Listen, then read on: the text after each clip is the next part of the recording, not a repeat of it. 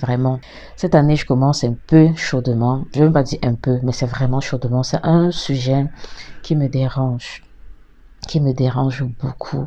Ça me chagrine. Je trouve ça, c'est désolant en fait. C'est désolant. J'ai suivi en fin d'année passée le témoignage d'une jeune fille. Elle se plaignait vraiment de son église. Bon, elle a quitté l'église en soit, mais ce qui l'a fait quitter, c'est qu'il y avait tellement d'abus d'autorité dans cette église, mais d'une personne particulière, de celle qui était sa responsable, la femme, un pasteur.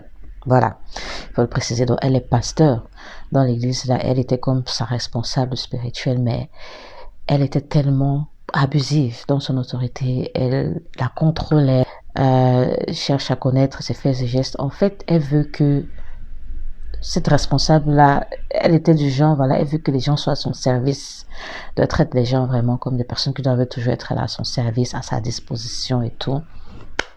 Comme si, voilà, ce sont ses sujets. Donc, je ne vais pas trop détailler ça. Je ne vais pas aussi préciser quelle église c'était, parce que ce n'est pas ça le but de ma vidéo. Mais quand même, c'est quelque chose qui est très récurrent dans plusieurs églises. Donc, c'est le système-là que je veux dénoncer. C'est cette manière de faire-là que je veux dénoncer et critiquer. Voilà. Je sais que les chrétiens, certains ne sont pas très à l'aise avec le mot critique parce qu'ils ont toujours l'impression que c'est dérangeant. Ce n'est pas notre rôle de critiquer. On doit juste prier, on doit juste intercéder. Et puis, je me souviens d'un apôtre qui disait ça. Voilà, il reprenait la génération actuelle.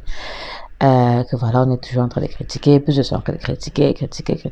Et le monsieur, lui, particulièrement, il est beaucoup critiqué. Voilà.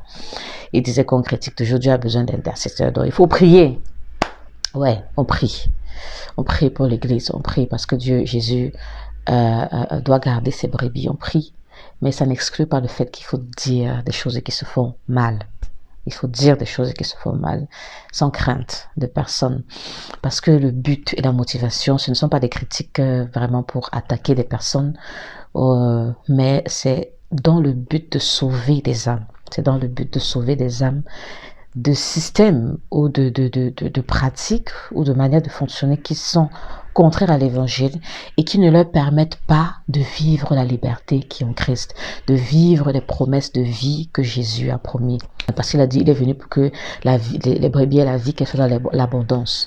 Il est venu pour nous donner la liberté. Voilà, celui que le Fils a franchi est réellement libre. Dieu est venu nous donner la liberté. Nous devons vivre notre foi libre. Libre. Et le problème, justement, cet abus d'autorité-là est vu, pratiqué dans